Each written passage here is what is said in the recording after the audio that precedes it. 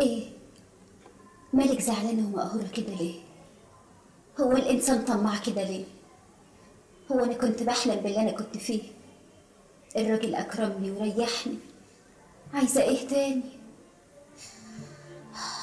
تكونيش زعلان عشان سبتها تدخل البيت. طب وماله؟ ما هو ده من حقه.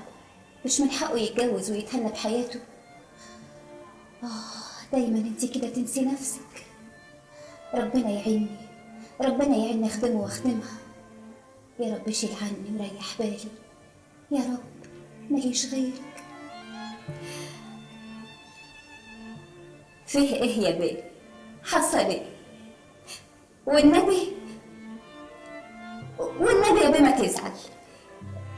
ده هي لو قعدت طول عمرها مش هتلاقي ضفرك، لا هي ولا عيلتها. وعلى ايه يا بيه؟ دي حتى كانت وحشه. انا عارفه يا بيه ايه اللي كان عاجبك فيها. ده كل حاجه يا بيه كان فيها صناعي يا بيه، حتى الشعر اللي على راسها يا بيه وكل حاجه وحاجات تانية كتير يا بيه. اه، من بره هلا هلا ومن جوه يعلم الله.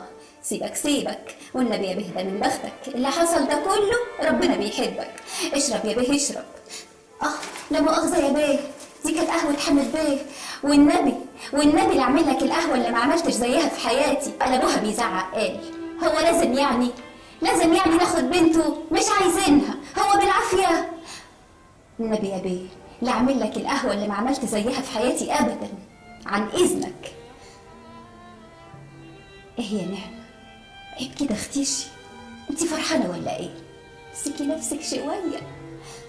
بقى تفرحي انه سابها يخلصك يزعل؟ ايوه، اكيد زعلان، ضروري زعلان. على كل حال هي اللي خسرانة. هي كانت عمرها تلاقي احسن منه في الدنيا دي؟ لا هي ولا عيلتها. انما هو الف هانم وهانم تتمناه. ايه؟ ايه دي المصيبة؟ ايوه صحيح، الف هانم وهانم تتمناه.